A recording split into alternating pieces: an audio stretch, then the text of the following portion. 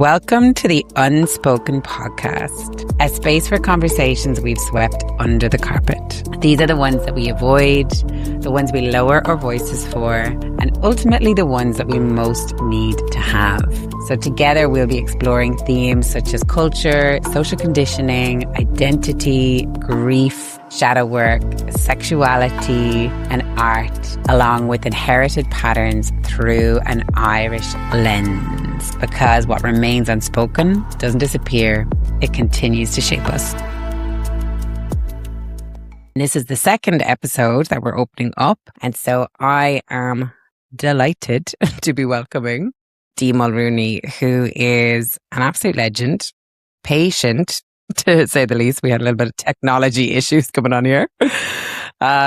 She is an artist, an activist, a truth teller. And Dee is someone who's so much more than the painting, the storytelling, the ritual performance. Like I could list off so many more things that you are. But I suppose at the core, and it's interesting, even when I started this, I was like, I've been guided to bring Mother Mary on. And I feel that is because you carry such mother energy. The mother comes through you in your art, that I see at least. And the guide that you are to others, because you're also a teacher. And I feel like for me, that nearly feels like the core, like the vulva of Growler. And then from there spans all of this art that you give us in so many different ways to the world. So welcome, Dee.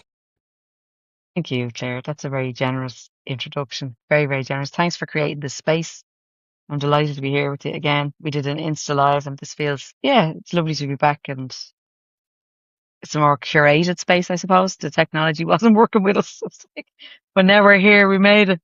So I feel like we've had so many chats, Dee, over the past couple of years. And every time I feel like there's this just unearthing of taboo, of literally unspoken topics. And like what I see is you as someone who is really creating change through raw activism. Humor even is kind of like weaved in there as well. And where did that birth from?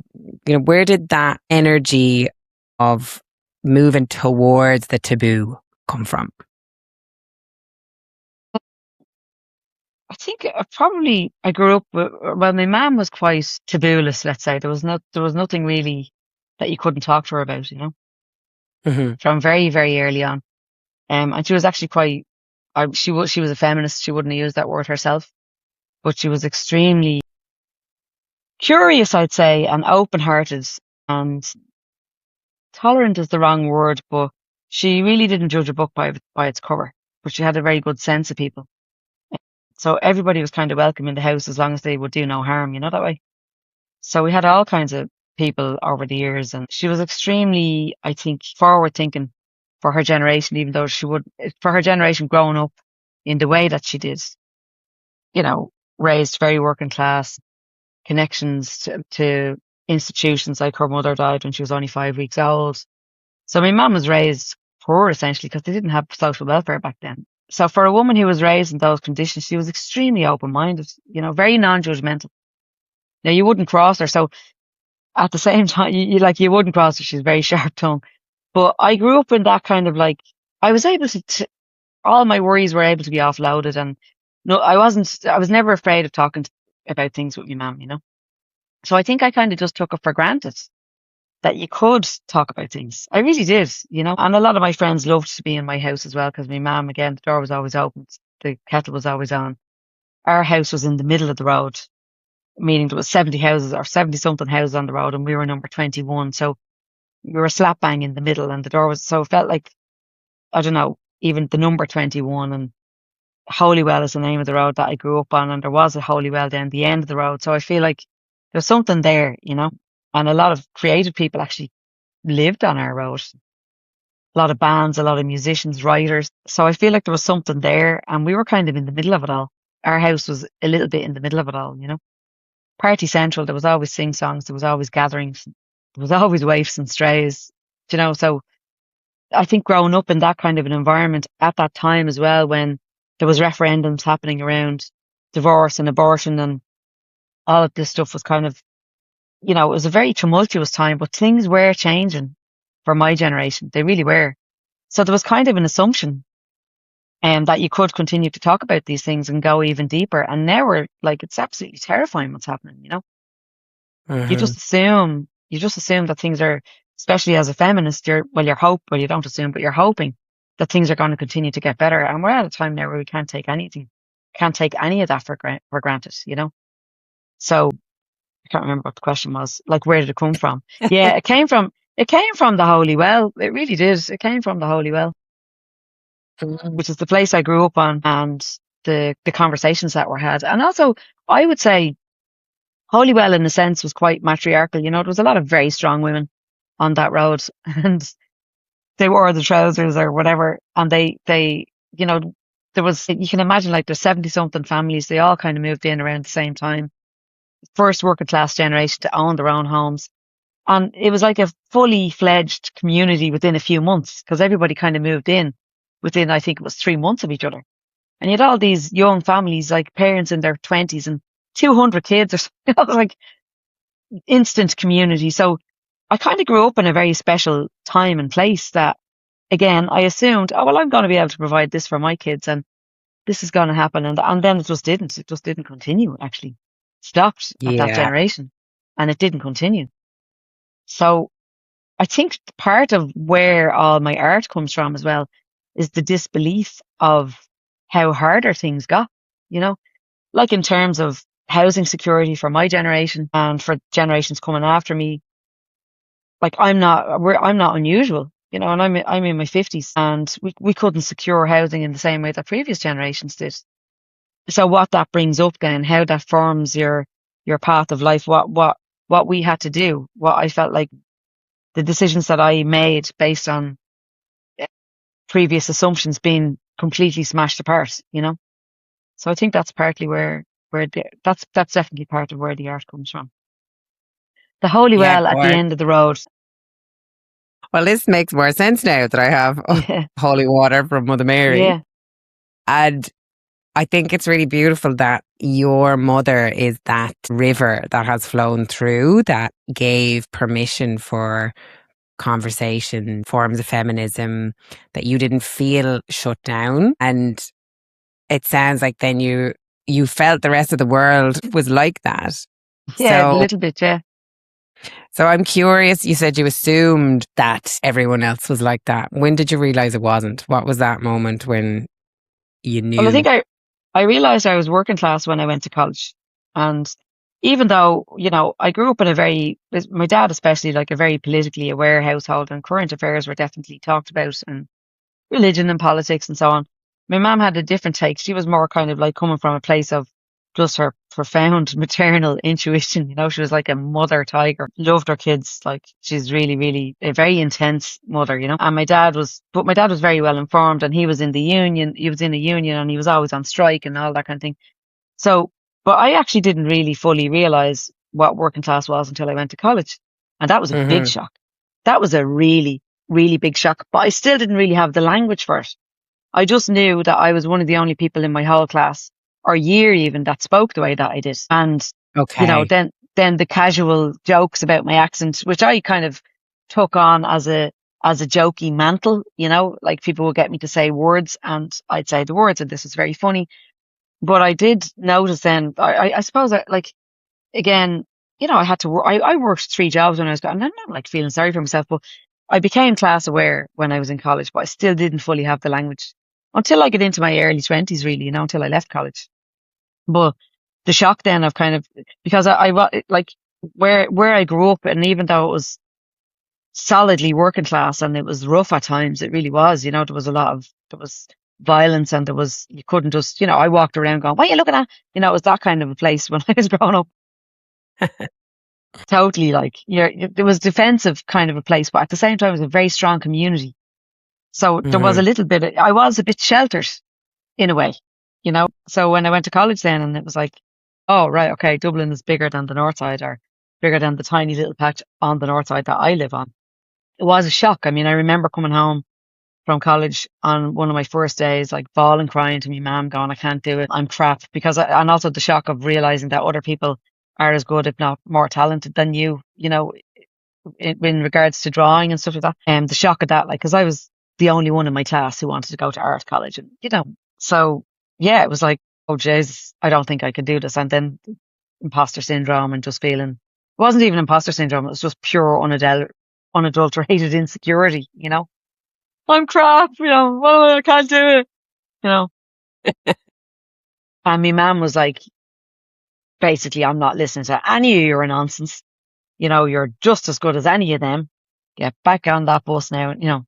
Because she was so proud of me. She was so proud of me and if she could have laminated me and stuck me on the wall, she would have, And she was like, so she was a big, she was just really supportive, She just wanted me to be happy, and she really believed in me. So that was, I think, the first time that I realized, oh God, again, I didn't really put two and two together. I did grow up sheltered, also grew up in a kind of a rough area, but so it wasn't one thing or the other, but my home life, my family life, I would say wasn't so much sheltered, but very protected. I was very lucky, Claire. Like, I had three brothers that loved me, looked out for me. I never had to ask for a lift home. The lift was always offered, My dad would always collect me from the train station. I remember it was the Northside Rapist in Hope Junction for a couple of years, and that was when I was in college. And my brothers would walk down and meet me at the train, or my dad would collect me, or so I protected. I was definitely protected. I definitely was, And my mum had put the fear of God in me, like, don't come home here pregnant. I mean, it was just like, don't you dare come home here pregnant, And she wasn't doing it from a position, it wasn't about the shame so much, it was just an order. Yeah. And I was terrified, I was terrified. So that also, it did protect me out. And I'm not like, condoning terrifying your children, but it was just, it's a different kind of, I don't know, different kind of time and a different kind of parenting. I really respected what my mother said, and my dad just backed her up, whatever your mother says. I ring home and my dad goes, I'll put you on to your mother. God forbid we talk for 5 minutes, Dad, Yeah, I think so many people can relate to that. I can also. And yeah. It's kind of interesting. Like, what I'm hearing you say is that you've had actually really a healthy role model and a healthy mother relationship. And that is what also has been your cheerleader, and she's supported you. And that's been a huge, a healthy platform for you to kind of launch yourself from. But I'm curious around the polarity of that. So if we look at Ireland and the mother wound and Irish women, I'm wondering, like, how do you see the opposite maybe of what you've experienced has affected women in Irish society? Well, I think it was men. our men, yeah, I think it was last week that you had Belinda Vigors on the podcast, and like, that book is just monumental, threatening women. So I felt in my body since I can remember, Claire, and I used to talk to my mum about it. I used to say, but Mum, how did that happen? How did the mother and baby homes happen? Because my mother's sister was in an institution. Because Okay. when my grandmother died, when my mother's mother died, she was only 5 weeks. And basically the short story is that, and by the way, I've already asked permission for my family and my brothers. Can I talk about this publicly? Just to respect people, my dad is still alive and stuff like that. So, but again, it's that layer of shame. I felt the need to ask permission from my family, or to let them know that I'm going to talk about my story in relation to this, I've no shame around it, but it's there because we come from that, as Belinda would say, this tight culture of keeping each other in place. Mhm.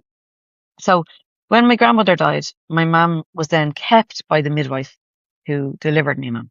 I think I told you that before. Yes, But you then did.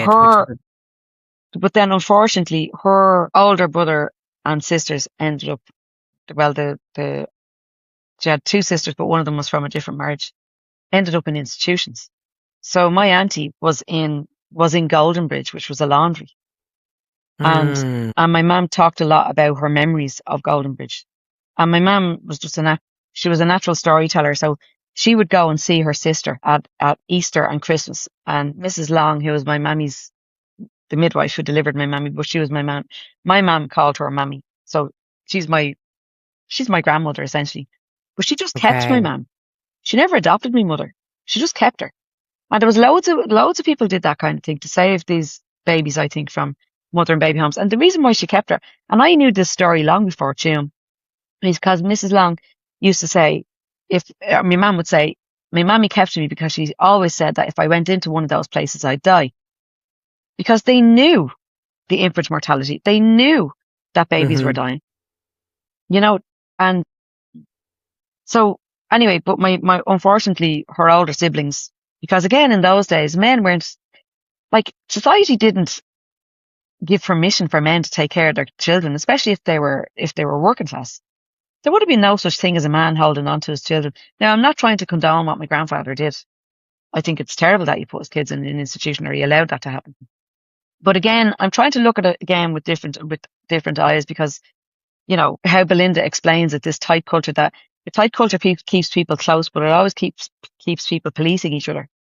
So my granddad did put my uncle and my auntie in a home, and they suffered terrible. They were abused, terribly abused. So Okay. I grew up knowing this, and I couldn't get my head around it, and I was constantly talking to my mum around about it. But if you knew that this was happening, why do people allow it? Why do they allow these? You know, I mean, mum, you know, she would always say, well, those were the times. You can't understand. That's just the way it was. Now, she wasn't condoning it.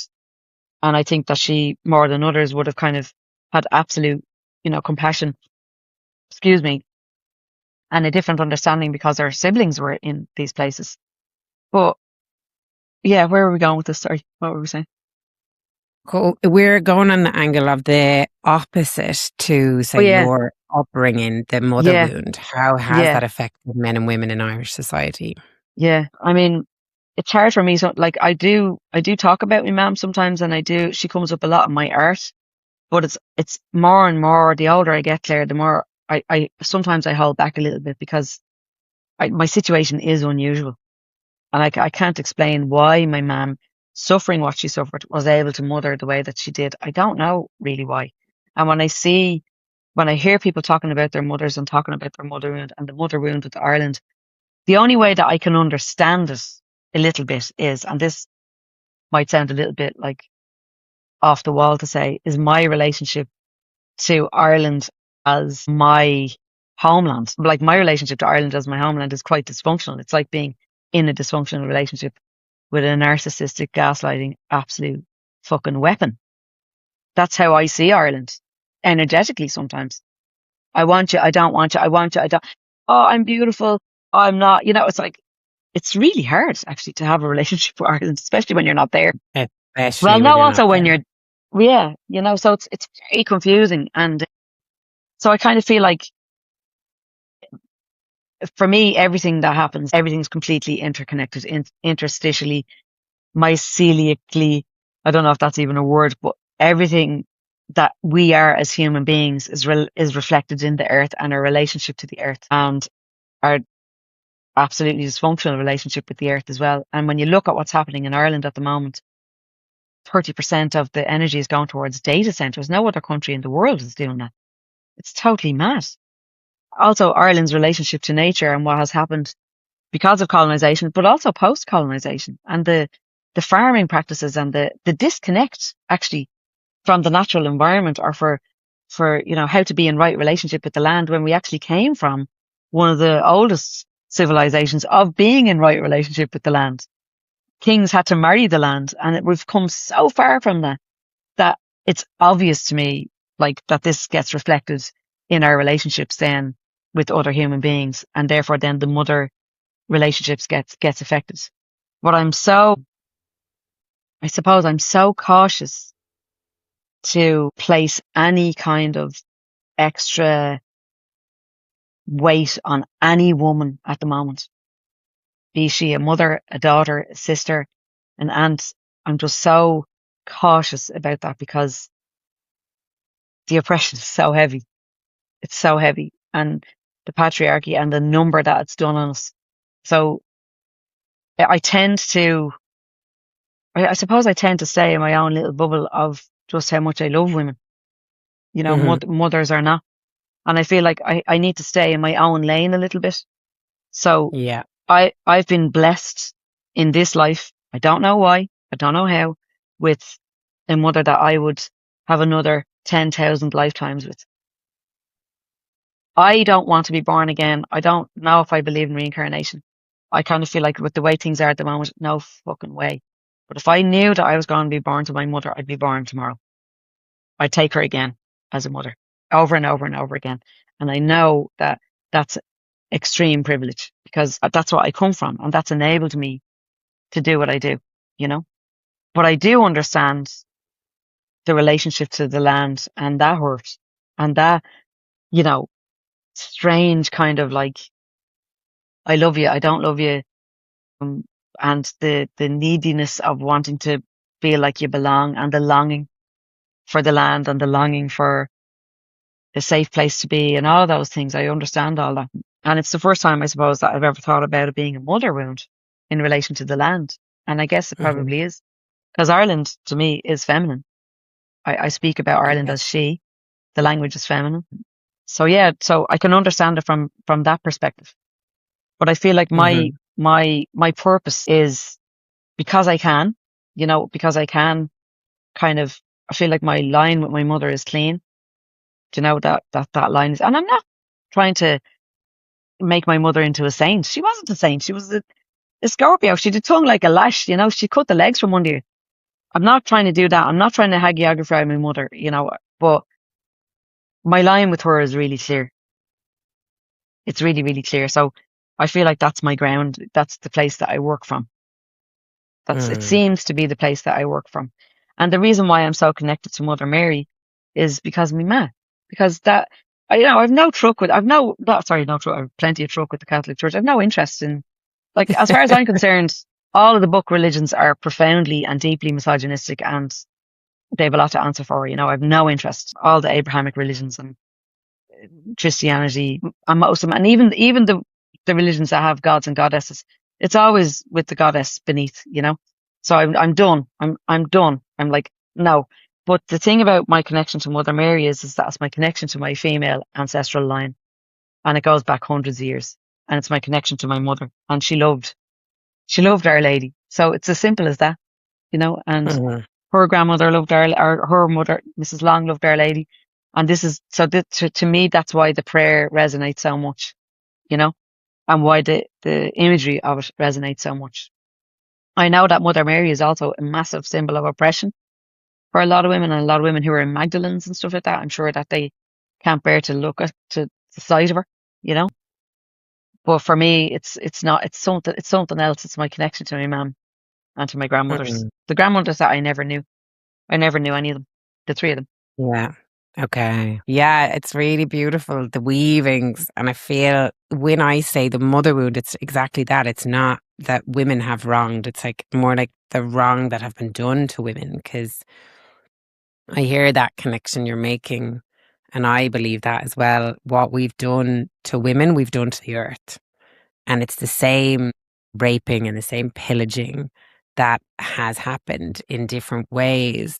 And it's interesting, you kind of said, like, my art comes through the mother and it's grounded. So it's like, that's where it's seeding from anyway, from the earth, the great mother in a way. And yeah, I feel ultimately, you know, Mother Mary has so many connotations, but the seed of her is that deep love that you speak about for your own mother, and so much symbolism comes through it as well in your art. I really see her being portrayed as, if we want to say, the triple goddess, or we want to say the polarity. I see you being able to channel her and all sides and perceptions of her. And I think as well that she's much older than Catholicism. You know, she's just a changed form from the goddess. You know, she goes all the way back to Inanna and before and before and before and Isis and Horus. And I see that direct line, you know, and how Christianity then appropriated other goddesses and so on, and like they did in Catholicism then with Bridget and stuff like that. So for me, you know, the incarnation that I take comfort from is the one that I grew up with because that's my inner landscape. That's my visual inner landscape as a child. And I didn't, I wasn't in one of these institutions. So Mary wasn't oppressive to me. And my mum would give me, like when I had tonsillitis or when I was sick, my mum always had the plastic, remember the plastic bottle of water with the blue crown on the top? And Yeah. she'd give me the what? Do you remember those with the bit Yeah. of gold uneven on the front? And she'd always give me a drop of holy water and the taste of plastic off the water and so that's very happy memories, so 70s. But So 70. Be mad for the Calpol. the cowbell, yeah, yeah, yeah. So that's a good memory for me. It's not one of oppression. And I also went to school with Vatican II nuns who were like, one of them was called Sister Hilary Ann, and she was like The Sound of Music. She was playing. The first day I went in, we learned a song. So I was with these younger. I wasn't in one of these awful, Catholic schools where they were getting beaten. I just got lucky, Claire. I just got lucky with the mother line and the female line, and my love for women has just only gotten stronger. And I've no sisters and I've no daughters.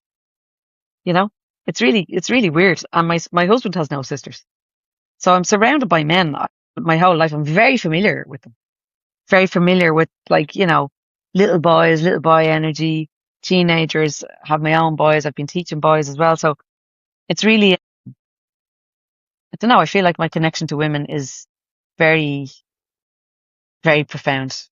I can't stop thinking about them. I can't stop loving. I love them so much. You know, nobody can say a bad thing about a woman. And I know that there's bad women, and I know that some of the worst oppressors are those that are our peers.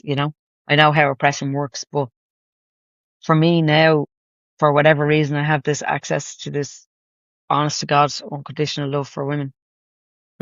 Well, do you feel that is luck, or maybe it's necessary for the art that you do? If we look at Growler, an Yeah.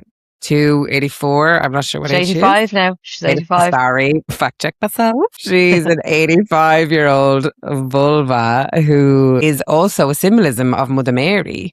And I Yeah. feel like her expression, maybe exactly your upbringing, had to be to love women, to portray Yeah. her as you do.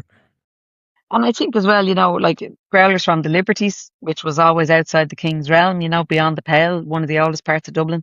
That's where my matrilineal ancestors are from. And again, a lot of these things that kind of came up in my life, I didn't even notice them at the time. Like I lived in the Liberties. I lived in Oliver Bond for 8 years. Like down the road from where my mother was born and from where my grandmother lived. I didn't even put two and two together.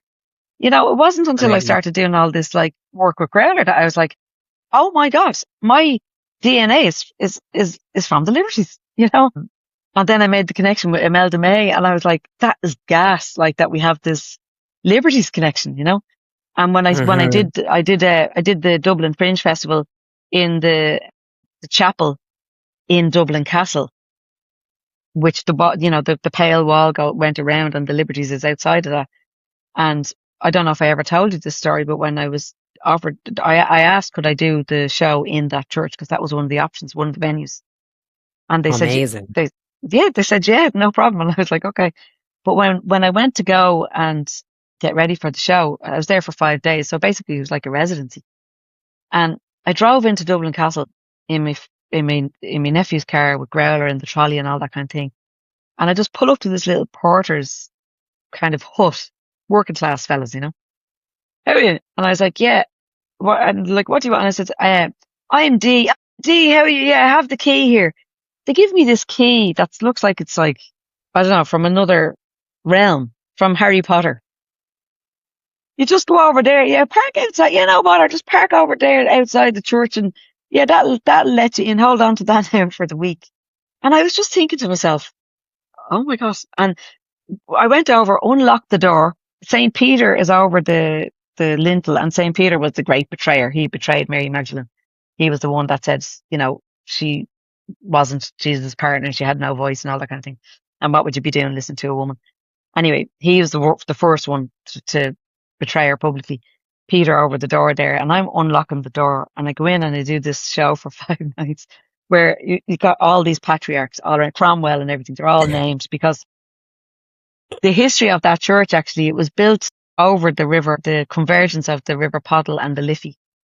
And it's where the name Dublin comes from, Blackpool, because in that convergence, there's this water where there used to be these black eels that were kind of native to that part of Dublin. And then they recently replicated the eels in the design in the Chester Beatty Library in Dublin Castle in the garden outside. If you go there, you'll see that there's this beautiful Celtic design of these two interwoven eels. That's to represent the eels below that. So the church was built directly over the convergence. Now, we know now that if you go back, actually, there was always that was always a sacred place. So the Vikings and the Normans were there before that, and before that there was the Celts. There's a reason why churches are built where they're built. They're usually on very powerfully magnetic places on the earth, or there's a convergence of rivers or something like that. So that this church was built there where the two rivers meet, and they had to build it they didn't build it out of stone, they built it out of a new technique of plaster and carved wood, basically to show off. That show was built to show off. It was like a neo-Gothic building in the middle of the 1800s. And I got to perform there for 5 nights.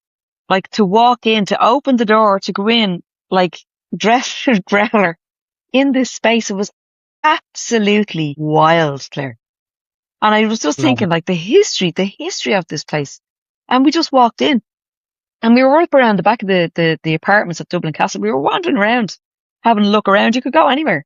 Because there was these, like, hidden doors and stuff like that. I was just thinking, my God, how times change, you know, how the history that this place holds. So that's just a little story about Liberty's vulva getting into the King's Castle and, you know, has the keys to the castle for a week to rant and rage about the patriarchy, you know, and to give out about the Brits. Was that her first show in the church? No, I hadn't done much before then because lockdown and all that kind of thing. I started in 2019 and then lockdown happened. So kind of for about 2 years, nothing was really happening except online. So that was the first run of shows that I did.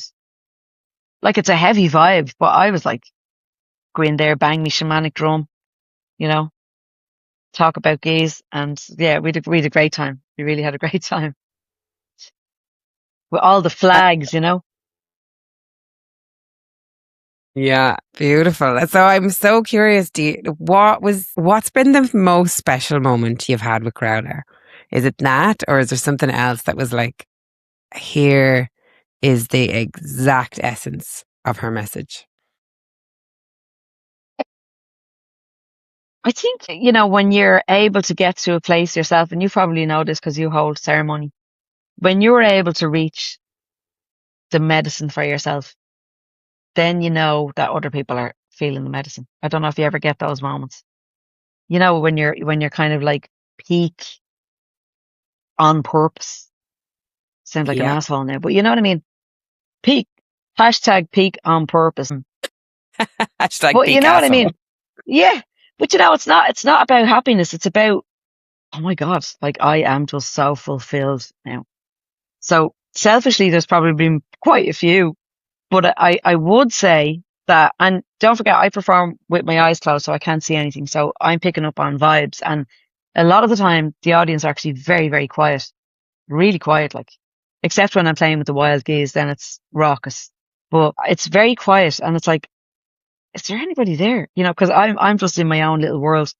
But a couple of years ago, there was a place, it's called Hidden Hearts, and it's in Carlow, Liz Navana House. And do you know Una? You probably do know Una, do you? I do know Una, yeah, from Una, Keeling. yeah. So Una was running this festival for a couple of years, and I was very lucky to get to perform there twice. And the second time, we decided to do it in the library. And, you know, it's in an old colonial house. It's still owned by the same family going down through the generations. So it's like, it's one of the big houses that survived and it wasn't burnt down, you know. So, but in this house, the library is kind of like the seat of the patriarch, you know. All of the portraits in the room are of all the men, of all the so it's a heavy vibe. It's a beautiful room. It's a library. And I'd say that was because there was something happened that night. There was like, somebody fainted at the beginning that she had to be taken out of the room. Oh, wow. And there was people keening. There was people keening during that performance. So I think, I don't know what happened, but it was an energy shift. And actually at one stage, the vibe was so heavy that I said to Sean, we're not going to do this piece. There was a piece that I wanted to do, and it was too much. It was like, I don't think that we should do this, because it felt like it really felt like there was a presence in the room. So it took a lot of transmuting the shite out of that, but we did it collectively Yeah. because to me, like, it's so magic to perform with an audience, because the audience are part of so like the audience and the performance creates its own entity. It's like a separate thing that happens. And the minute you walk into the space, okay, what's this going to be like? I can feel it, even though I can't see anything. Yeah. And you just know, it's like, oh, wow, okay, are the stars aligned? It's as random as that in terms of, or not random, as astrologers would say, but it's like something happened that night, and the room was so packed that I had to get in through the window, and my sons were, yeah, Growler had to come in through the window, but my sons were performing with me as well, and it was just, yeah, it was really, really, really, really special, and also just the audience were so receptive. But I do feel like we shifted something that night together, something in the room was shifted. And when you perform in spaces like that, it's the same with Dublin Castle. Like, my brother was in bits that week. He was like, "Oh, Dee, I need to, Sean." He's like, "I can't stay in here." So he would literally only come for the performance, and he was gone again. I don't know what's going on with me, but I don't mind being in spaces like that. I feel like I'm in a kind of I don't know, like my own little egg that stuff can't get in. And I Mm-hmm. love being in spaces like that. I'm like, I'm going to fucking sit here now with you ghosts, and I'm going to talk to you, and I'm going to give out to you, Our Growler does. I feel like that. So when we were in Edinburgh as well, I was in spaces like that, and I was doing some transmuting the shite out of for the witches. That was actually heavy vibe by the castle, because we were up by Edinburgh Castle, and oh my gosh, it's just, Growler started ranting at the kings and the monarchy, and like banging the drum and screaming for the witches. And when I left there, I was literally shaking, you know. It's The interesting Edinburgh to thing say was you're heavy, yeah. close. The Edinburgh thing. Okay. Yeah. Go. Yeah. Tell me more about that. Well, just because, Edinburgh and Germany were the two places where they killed most of the women, and Edinburgh, like, was where it started pretty much. And it was just unbelievable what happened to the women there. Mm-hmm. Unbelievable for 200 years. 200 years, It spanned 200 years. So I really was aware of that when I was there, and I did a lot of research into kind of, I suppose, the more well-known cases and stuff. And I did a good bit of chatting with the, with the space and with the witches themselves, and just seeing what would come through, and how Growler could, I suppose, how Growler could, what's the word, assimilate, or not assimilate, but like speak to that, how Growler could speak to that. So, and it was an amazing experience. But after the castle thing, I was shaken. I was Mm. in bits. I was literally like, you know, I felt like I'd been on a roller coaster or something like that. Okay. And nothing Yeah. happened. Like, nobody stopped us or anything like that. Nothing happened. It was just energetically. That was the place I think I felt the most vulnerable in Growler, actually. Mm. Yeah. Yeah. Yeah. Because I've seen you perform, and I've been in the space, and it's so much more than a performance. There's ancestors, and your channeling is profound. And that, I feel, is her medicine. It's not just art. It's not just activism. You're also transmuting deep energies that maybe haven't been felt before, or just maybe need to be felt for the Mm, first time. And it seems to be for women. yeah. It primarily is. But interestingly, and that's very nice of you to say, but I really do feel like we do it together.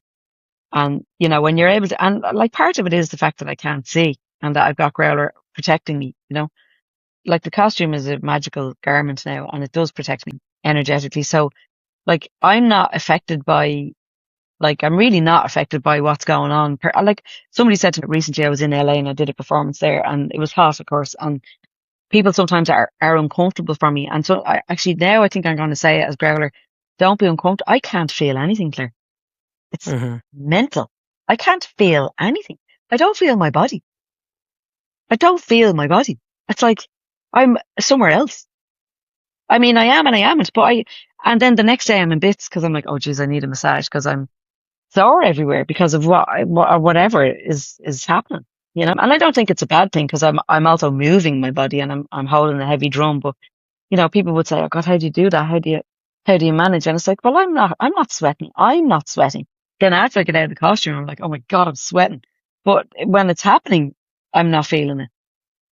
And also, when that stuff is happening between the audience and between Growler, it's very much a relationship. I can't do that well, actually, I do it on my own. I do actually. I will often come into a space on my own, and I don't need to put Growler on. I just close my eyes and I will go into conversation with Growler. I go into full blown conversation. Okay, what's coming up now? And Yeah. it's relational, Hmm.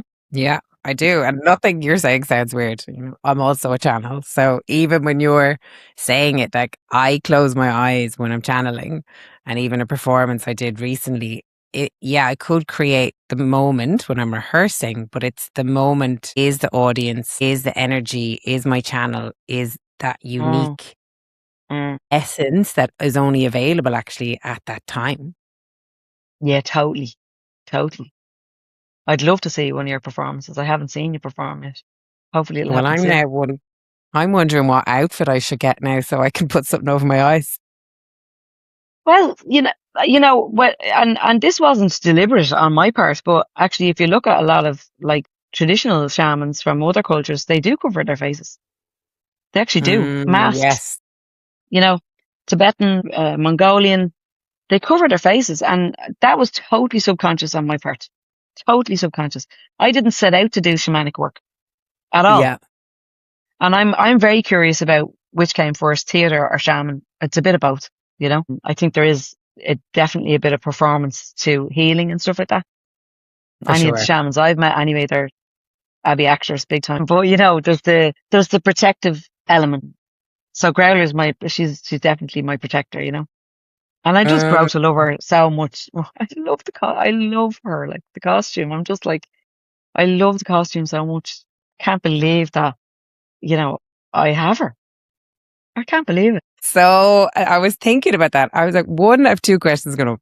One is who made the costume? And two is, do you feel part of her purpose is to protect women? I think that's what's coming through when you're speaking.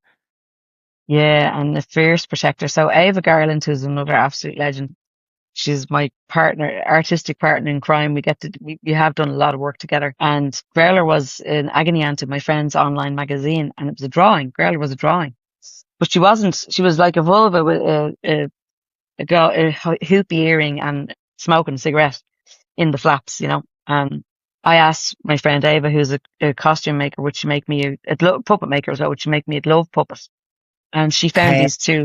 she found these two pieces of foam on her way home one day from dropping the kids at school. And she was like, they look like flaps. And she just got possessed that night.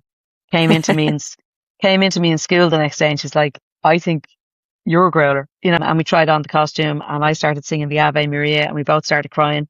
And we were like, okay. And then so the cape and all of that stuff then came afterwards. So Growler evolved, and she's also unfinished. Like Ava's always gone, let me finish her because but that's perfect. It's perfect.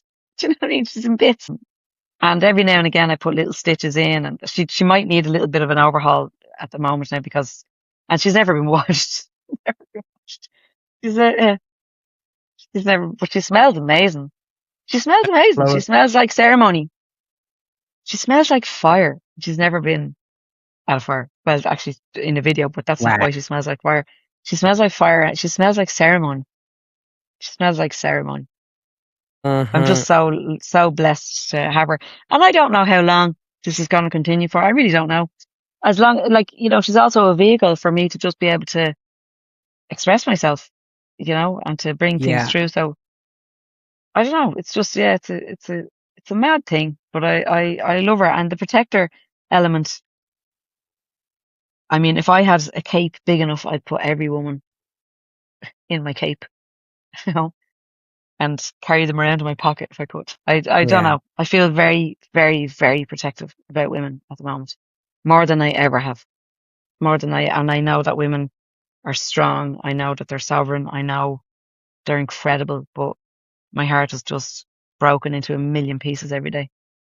When I see the girls in Afghanistan and I see all the, the rape culture, the misogyny, I just don't understand how, like, I saw this quote for the first time the other day on Nikita Gill's page that, like, what is it? Half the population of the world give birth and the other half are their children.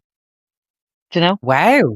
Or sorry, half the population of the world are women and the other half are their children. Yes. I never Love thought that about it like quote. that before. I never thought about Mm. that before.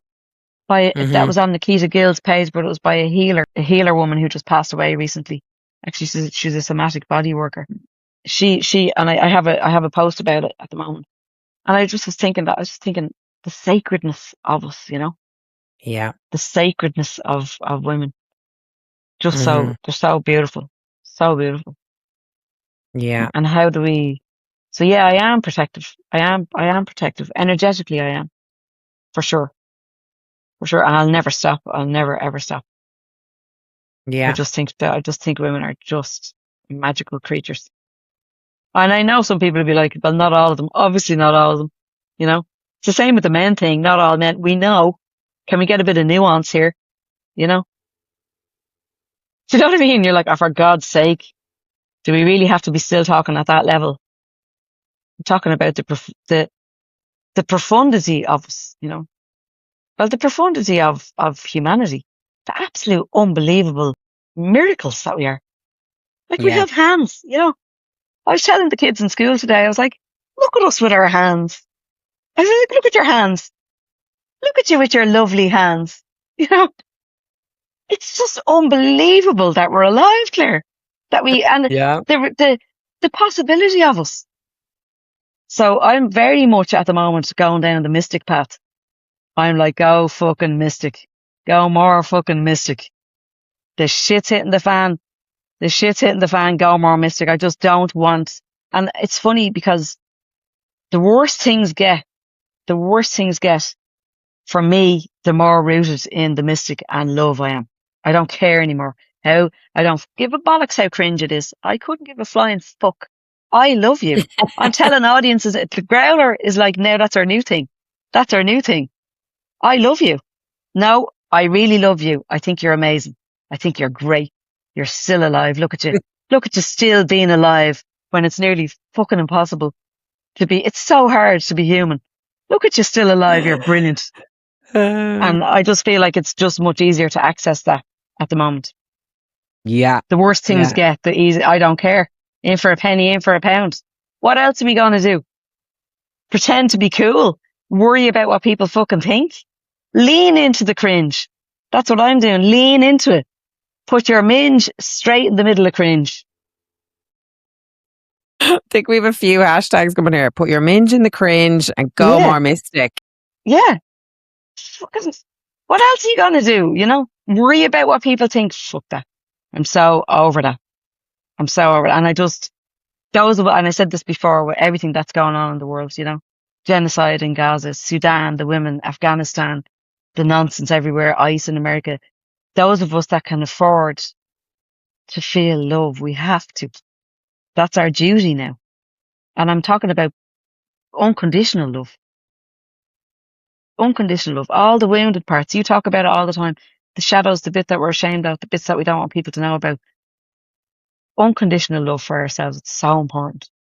And not in a superficial way, not in a gaslighting, white savior way. I'm not talking about that. I'm talking about the really hard stuff, Yeah.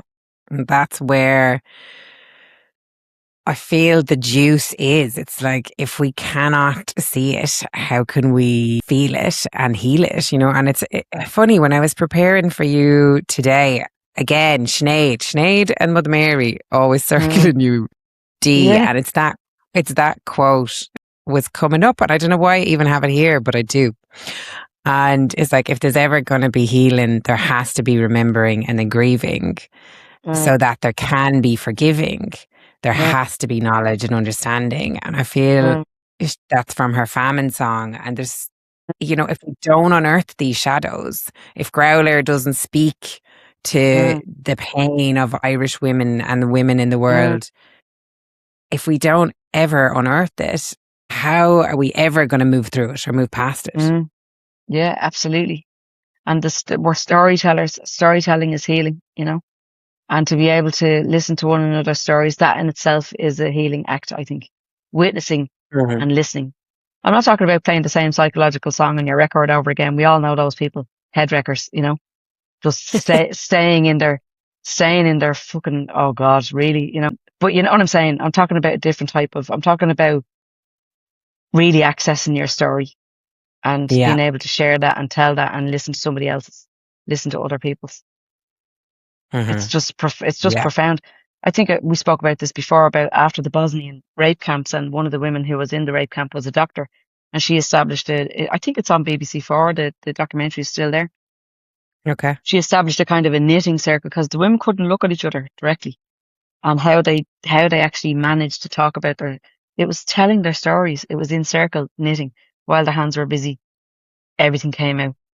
And it was that act of witnessing each other's story. That's where the healing begins, And I don't know about you. We all know that the problem shared is a problem halved. I mean, it's so true, But the unearthing, the unearthing is happening anyway, whether we like it or not. Sure, all the volcanoes of the earth, she's letting it rip. And I also think even in terms of like how the earth remembers Tuam. Tuam is, the earth pushed those babies back up to be seen. She Yes. remembers. She doesn't forget anything. Not a bone, not a feather. The DNA that continues in us for millions and millions of years, So the bones, Mhm. the earth remembers. We try and hide things, but she'll bring it back up again until it's Yeah. healed. That's what I believe. And I hope we make Mhm. it. I don't know what's going to happen. I don't know how we're going. I don't know. I hope we make it, I kind of believe that we do. It's not even hope. It's kind of like, I do believe that we'll continue, but it's the suffering in the meantime. It's the dreadful, awful suffering and the unnecessary suffering that I can't get my head around. And also this thing about women, the misogyny and the violence against women on the rise. It's just, I can't understand it. How you can turn on somebody who created you in their body. Yeah. You know, it's just Mhm. so, I don't understand it.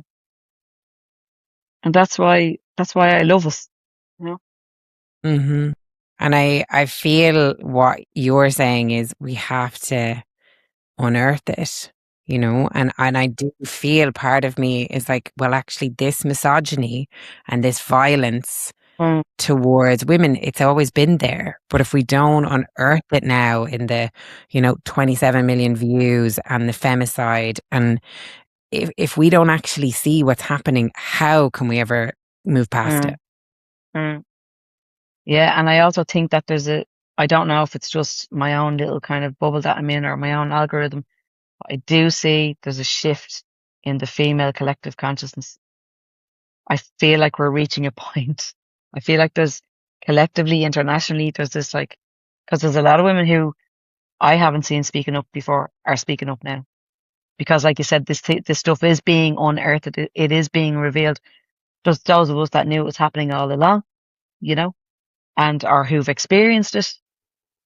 But the level of it that's being revealed at the moment, I feel like women are literally, or they're like up to here, no more. And I think that's actually going to create change collectively. Hmm. Do you know yourself when you reach that flip, when the flip switches or when the switch flips, there's no going back, in terms of like how things change. Because you can put up with a lot. I mean, we all do. We put up with it, we put up with it, we put up with it. And then there's a moment where it's like, and I feel like we're in that moment now. That's what I'm seeing with the collective Yeah. feminine rage. Hmm. Yeah. And I'm For hoping that sure.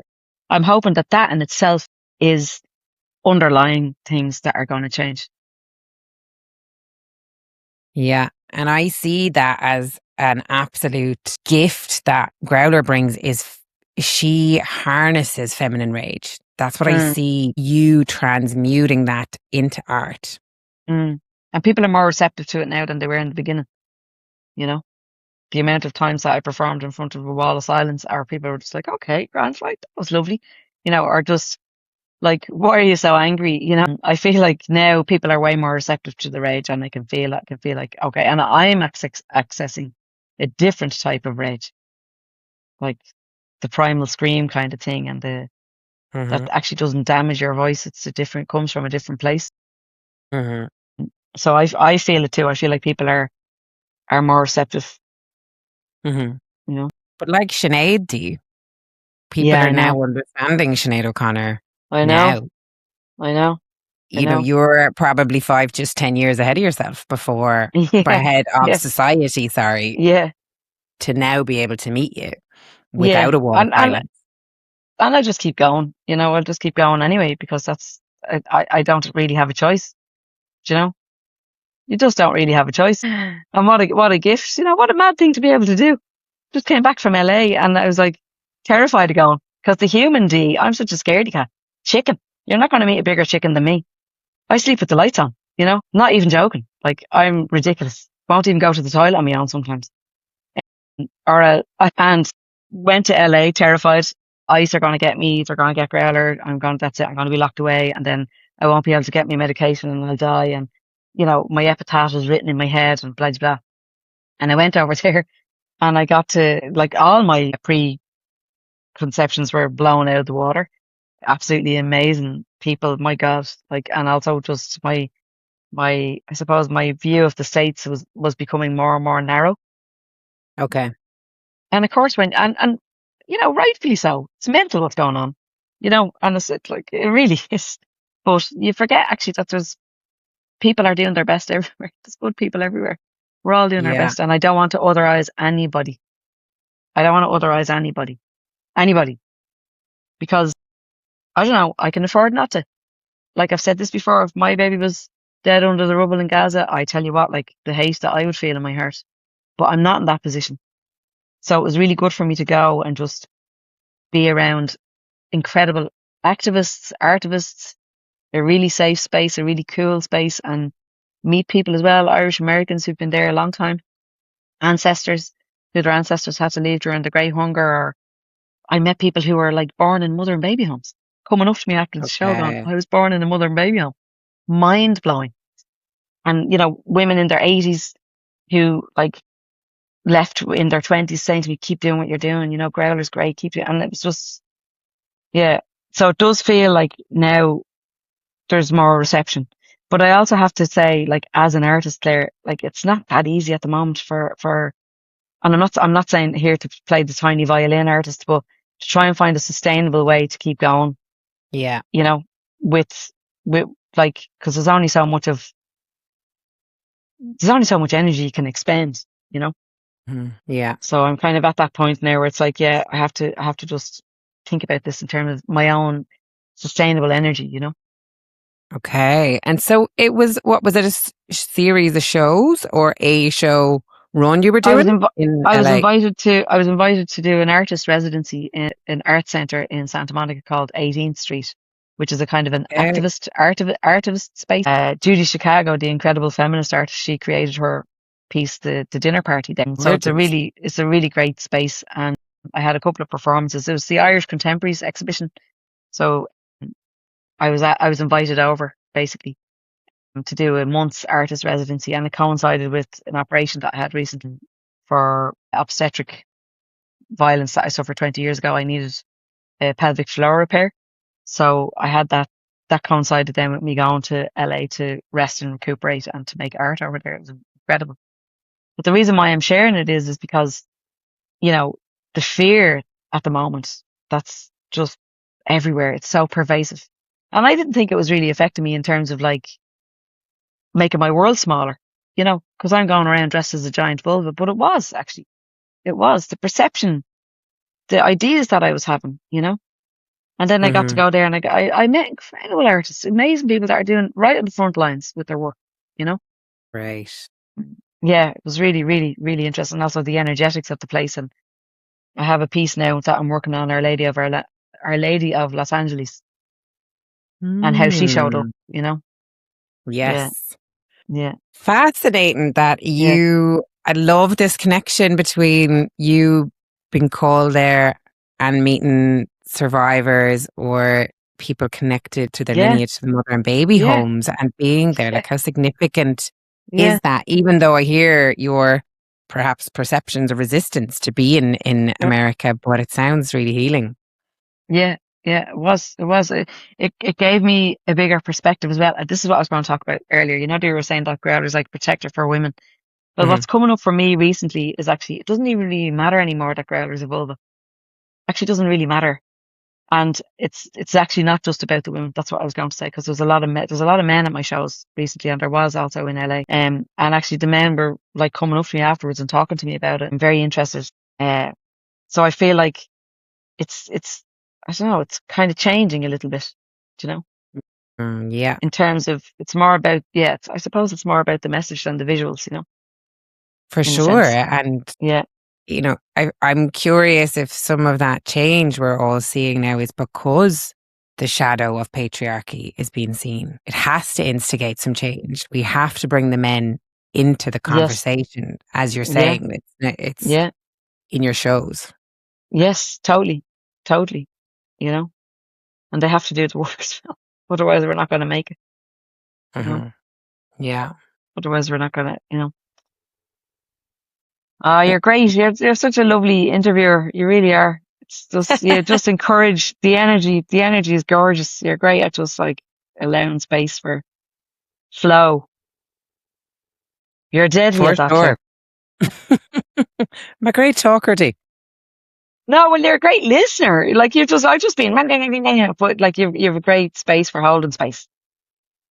Yeah. Yeah, and it's thank you. I received that because it's funny. I was telling a friend about this recently, and I have very pronounced ADHD. And when I was younger, I was always such a talker. And anyone, if they're even listening to this, who knew me in my 20s would be like, mm-hmm. So I remember doing my first coaching certificate like 11, 12 years ago. And she was like, you need to listen. And it was so fucking hard for me to listen. And then she was talking about the 4 layers of listening, and it was like there isn't just one layer. And I was like, "You fuck it, we've got 4 layers of this." I was like, what? But it was such a hard, like a challenge for me. But actually, once I got there with the listening, I was like, "There's so much happens in space in that, not just listening, in the pause." That allows, like, so when you're saying that this flow, I feel like that comes in that moment of Mm, actually what really wants to weave here. mm. But like I could learn from you and around the listening thing as well, because when people start asking me about my art and stuff, that I just won't shut up. So I'd love to actually have a podcast to talk about you, you know, because We can people do the other who, way around. yeah, but we should for sure. I'd love to hear more about your process and about the channeling and all that stuff. But I really Yeah. appreciate you allowing the space for this as well. I really do. Yeah, thank you. And you've been such a support because it's funny, like, and I think I've mentioned this to you and I'm sharing this now because I want to talk a bit more also about art being a vehicle for activism. Mm. And I went to this art exhibition in Porto at last weekend, and it was the opening of it was going through the belly of the beast. It was a dissected cow that you walked Wow. through to open the exhibition. And all of it was about Catholicism, patriarchy, agriculture, us aggravating the land and war and it. Mind blowing stuff. Mm. And it stayed with me for so long. It's like, how can we create change? Like, what's my piece in the world now that can create some form of activism? And it was coming through as this, and I hadn't looked at it that way before. It was like just even opening a space for you to Mm. talk about the unspoken, to talk about those hidden underbellies of society that are usually shrouded in shame. So we can't actually even access them. And even that is just like the unearthing that allows us to just witness what's happening and understand it from Absolutely. a different lens. You know, your Yeah. connection to the mother and baby homes is so unique, but actually listening to you today, it's so healing to hear how you speak about it. Mm. And but also what you're doing is like, this is, you're creating a document for these times as well. It's so important. These conversations, this is the art. Actually, these conversations are the art. This is this documentation, these figuring things out together, talking, sharing. This is so important. This stuff is so important. So I really value what you're doing. And I saw that straight away, from ages ago. So I'm delighted that you're having this format, and it's not just like the Instagram live where it could disappear if we get kicked off Instagram. It's a document. It's really amazing what you're doing, Claire. So keep going. You're a legend. Thank you, Dee. From one legend to another.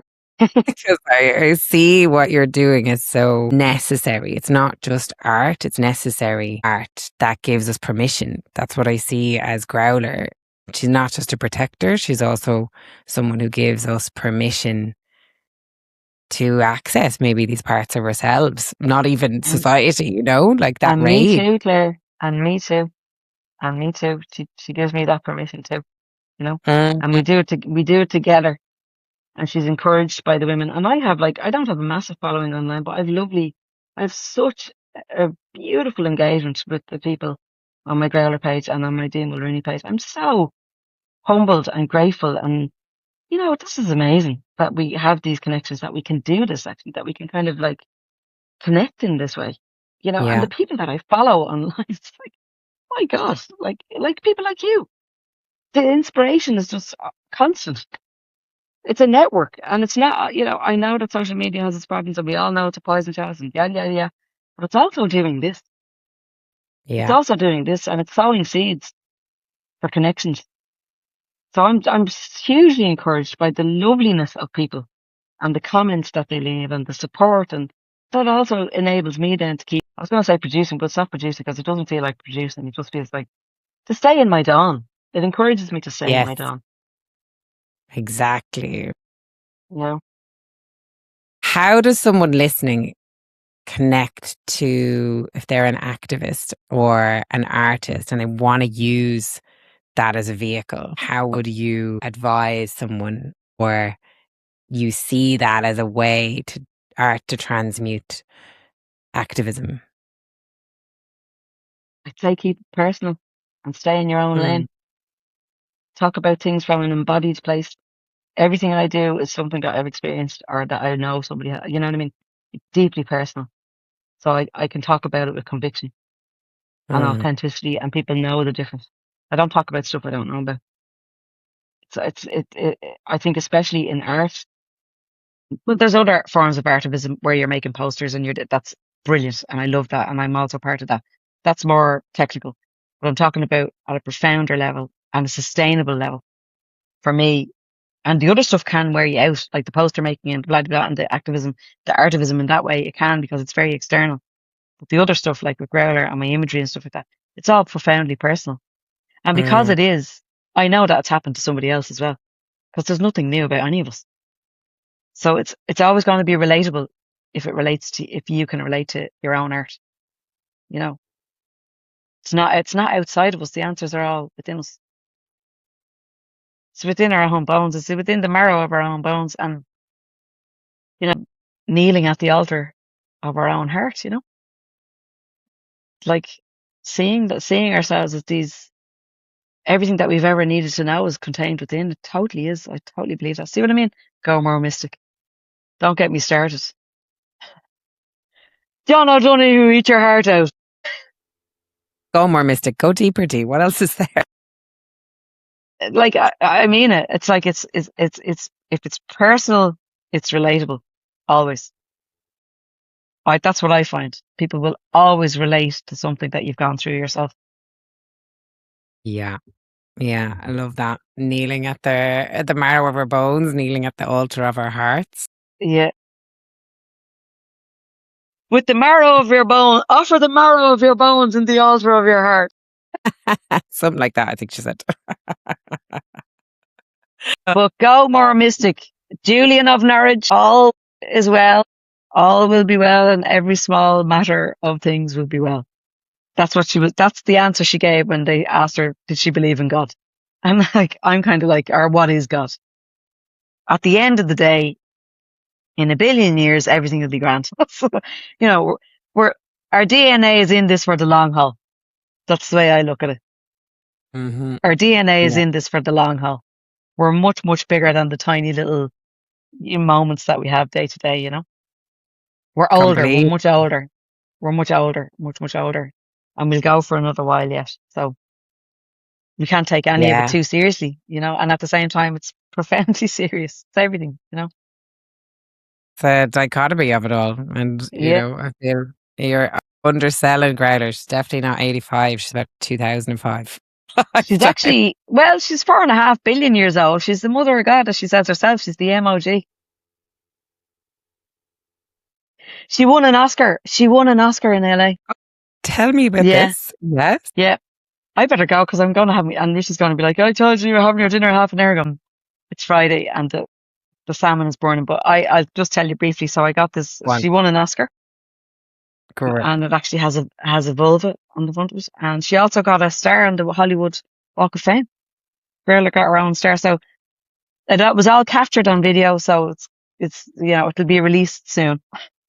Lovely. So just a casual outing for Growler on the LA streets, yeah? Yeah. Growler went to the Hollywood Walk of Fame and she made her own star and she placed it there. She did a little bit of drumming and she walked around with her big banner saying, love one another and be love. And she played Bob Marley and Sinead O'Connor and she had a great time. And then she got an Oscar. This part of it as well is it's just such good fun as well. Do you know what I mean? It's such good fun with Growler. Amazing. It really is. Get these videos up, Dee. I cannot wait to see it. I can't. I've so much footage. I can't wait to share it. It's all percolating in my head how it's going to come out. You know. Yeah, amazing. Yeah. Okay, well, I know you need to go and have your dinner. So, how do people find you? When are you performing next? Well, how do we get a piece of you? I'm actually performing at Medicine Festival in England. Yeah, and I'm doing Growler's Grotto there. So if people want to come and meet Growler, she's going to be hanging out for 2 hours on Friday and Saturday, and then there'll be a full-on performance on Saturday night. So Growler's Grotto is very new, and it's basically just Growler hanging out in her grotto. And if you want to come in, she might have a chat with you, or she might hold you in her lap, or she might give you a hug with her flaps, or tell you a poem. So that's happening at Medicine Festival in England. And then in October, I'm going to be in a festival in Kilkenny as well about the witches. But I don't have much information on that yet, but watch out for that. And then if people want to find me, my website's mortifying. I haven't updated it since Edinburgh Fringe. That's another thing. You know yourself, you're trying to do everything. And I can't remember the passwords and I don't know how to do it. So don't look at my website. Instagram is the best place. And I also have a link in my bio for Big Cartel if you want to have a look at my prints. Yes. I have a gorgeous print shop that's flying at the moment. Amazing. Yeah. And the prints are actually nicer than the original artwork. I don't know. The colour, it's just, they look amazing. So that's going really well. And I have to get my website updated. So if you know anybody who would help me with my website, and I'll pay them. I do know someone who can help you. So I'll send you that over. It's really embarrassing. It's like, it's Edinburgh Fringe stuff is still up there, you know. It's the transmission, Dee. Well, I'll be seeing you at Medicine, which is great. Delighted to hear that now as well. Oh my God. Yeah. Yay. Well, I get to see you perform. I'm not performing. I'm just going. Okay. But I will be front row at Growler's Grotto. Amazing. We'll be able to hang out. Yeah, exactly. I can't wait. Brilliant. So, brilliant. Dee, thank you so much. It's always a pleasure. Thank you so much. You're so generous. Let me just talk about you for a minute. You're holding an incredibly generous space. I love you. You're brilliant. You're tenacious. You're on the right path. I know sometimes it's very hard and it can be, I totally get it. You know, even with Growler after all these years, sometimes I think, what the fuck am I doing? We have to keep going with this work that you're doing. It's very profound. It's very deep, you know, so I think you're brilliant. Oh, thanks, Dee. It's so nice to feel supported. And I just always love chatting to you. So, thanks. Sinead. Grow massive, yeah? Go Mystic.